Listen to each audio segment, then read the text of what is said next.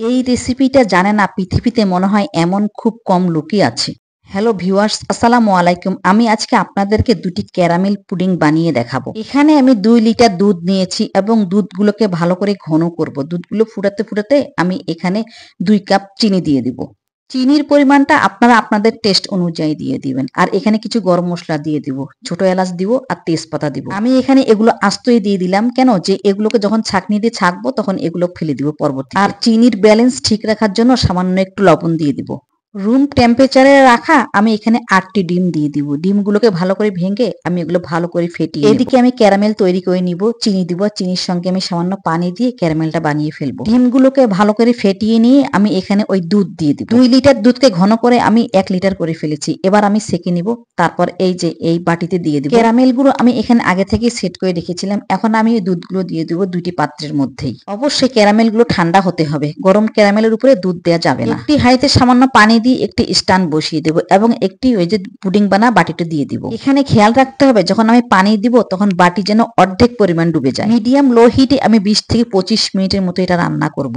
একটি টুথপিক দিয়ে দেখবো যে সিদ্ধ হয়ে গেছে। তো আমার একটি পুডিং তো রান্না হয়ে গেল। এটাকে আমি এবং সার্ভিং ডিশে সার্ভ করব। বাসায় মেহমান এসছে, তাই গরম গরম এটাকে আমাকে সার্ভ করতে হবে। খুবই সাবধানে এটা আমি একটি প্লেটের মধ্যে দিয়ে উল্টিয়ে নিয়েছি। ভয় হচ্ছিল ভেঙে যায় কিনা।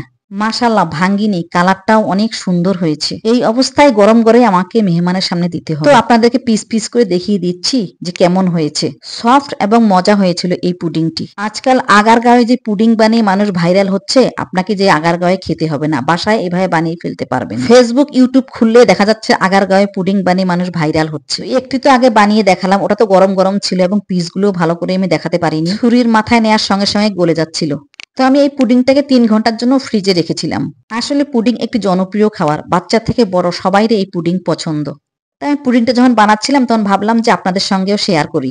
আশা করি ভিডিওটা দেখেই বুঝতে পারবেন যে এই পুডিংটা ঠান্ডা হওয়ার পর কতখানি শক্ত হয়েছিল। পুডিংগুলোর পিসগুলোকে আমি কেটে ভালো করে ছুরির মাথায় তুলতে পারছিলাম। তো আপনারা ভিডিওটি দেখে বুঝতে পেরেছেন যে গরম পুডিং কাটার পর কেমন হয় আর ঠান্ডা পুডিং কাটার পর কেমন হয়। আপনাদের একটা পরামর্শ দেবো, আপনারা কখনো গরম পুডিং কাটবেন না, এইভাবে ঠান্ডা হওয়ার পর পুডিংটা কাটবেন।